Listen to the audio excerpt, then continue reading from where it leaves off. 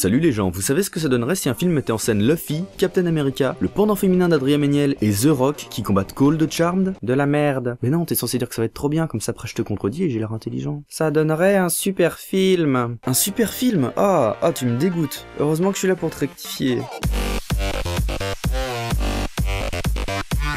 Les 4 Fantastiques, ou Fantastic Four dans sa version originale, ça veut dire les 4 Fantastiques, est un film réalisé par Tim Story, sorti en 2005 et plein de subtilités. La preuve avec la première scène du film. Y a vraiment que Victor von Fatalis pour s'offrir une statue de 10 mètres. C'est le méchant. Vous y attendiez pas, hein?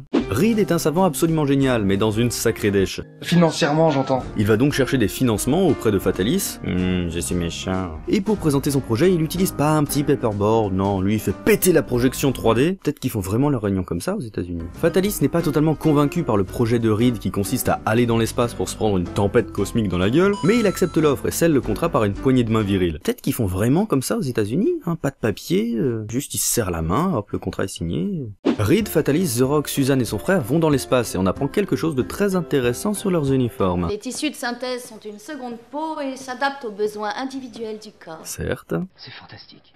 Des fibres faites de molécules instables autorégulées. Elle a juste dit synthèse, hein. Et tu peux pas te rendre compte que c'est des molécules instables autorégulées juste comme ça en regardant le costume en fait. Fais semblant au moins, s'il te plaît. Mais Reed s'est planté dans ses calculs et tout ce beau monde se prend la tempête cosmique dans la gueule beaucoup plus tôt que prévu. Ce qui occasionne des effets spéciaux étonnamment cool et d'autres beaucoup moins. Beaucoup moins. Et une fois de retour sur Terre, on se rend compte que, comme par hasard, tous les personnages commencent à développer des super pouvoirs. C'était ça où choper le cancer, ils ont eu du bol. Mais le plus fou, c'est ça. Nos uniformes ont été exposés au rayonnement, tout comme nous. Ils peuvent donc se transformer. Devenir invisibles, changer de forme, garder leurs propriétés sous les flammes. Ce qui est vraiment impressionnant dans ce film, c'est qu'ils arrivent à rendre un mec qui passe ses mains sous les portes ou un autre qui se transforme en caillasse crédible sans trop en faire. Ça se résume à « Alors il y a eu une tempête cosmique, ça a changé notre ADN et voilà ». Mais il y a une volonté de nous expliquer les costumes. Et c'est pas intéressant. Non seulement c'est pas intéressant, mais en plus à vouloir tout expliquer, on se rend compte que c'est de la merde. Parce que si tu dis, grâce à mon intelligence et des scientifiques, j'ai créé des uniformes qui s'adaptent à nos pouvoirs. Ok, ça suffit, j'accepte. Par contre, si tu me dis que le costume a muté en même temps que toi, et que donc son ADN a changé, même moi je me rends compte qu'il y a une couille dans le pâté. Et pourtant j'étais une sacrée brêle en SVT. Mais The Rock vit très mal ses super pouvoirs qu'il mène à se faire quitter par sa femme et à se faire chier dessus par un pigeon. Je mets les deux au même niveau. Par un incroyable concours de circonstances, il empêche un homme de se suicider, se retrouve en plein milieu de la circulation et se prend un camion en pleine face. Ça fiche le bazar si j'ose dire, un bon gros carambolage, des gens en danger, des policiers, The Rock au milieu et les 3 autres qui sont à l'extérieur de tout ça mais aimeraient bien venir le retrouver. Maintenant, on fait quoi? On ne passera pas, c'est clair et net. Mais toi, tu pourrais. C'est vrai, elle peut se rendre invisible, et puis en plus ils peuvent pas passer, donc c'est la seule à pouvoir y aller. Je passe sur la blague, oh là là, on la voit presque à poil. Mais regardez attentivement le plan suivant.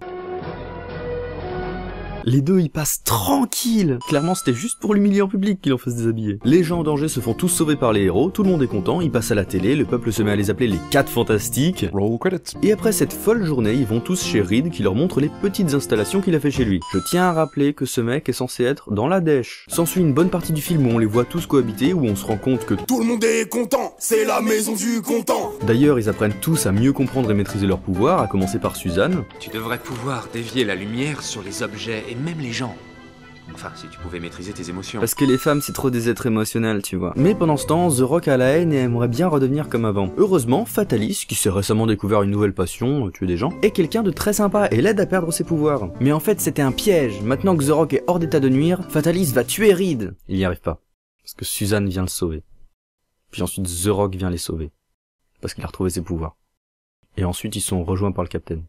Tellement de surprises dans ce film. S'ensuit le combat final qui est somme toute nul, mais nous offre une magnifique punchline. Physique-chimie, première année.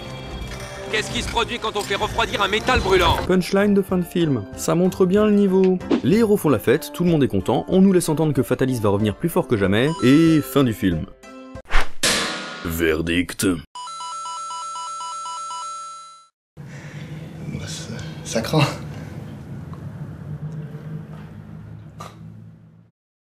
Ce film n'est pas un bon film. J'irai pas jusqu'à dire que c'est un mauvais film, parce qu'il y a quelques fulgurances, il y a quelques bonnes blagues, un moment touchant, quelques images assez jolies, et si on regroupe tout ça en enlevant le superflu, ça peut faire un court-métrage plutôt sympa. Malheureusement, il y a le reste. Et sur 1h30 de film, ça représente environ 1h25. C'est beaucoup. Et une bonne partie de ce superflu sans grand intérêt est présent uniquement pour faire coller le film à la structure d'un blockbuster, avec de l'épicness, des combats, des grosses punchlines, bref, plein de trucs qui fonctionnent pas dans ce film. Mais l'humour fonctionne plutôt pas mal, et Tim Story, le réalisateur, est plutôt connu pour avoir fait des comédies. Alors pourquoi avoir fait un film majoritairement d'action plutôt qu'une comédie? Parce que X-Men. X-Men a plus ou moins lancé le genre des blockbusters super-héroïques, en étant un gros succès au box-office. Donc qu'est-ce qu'on fait?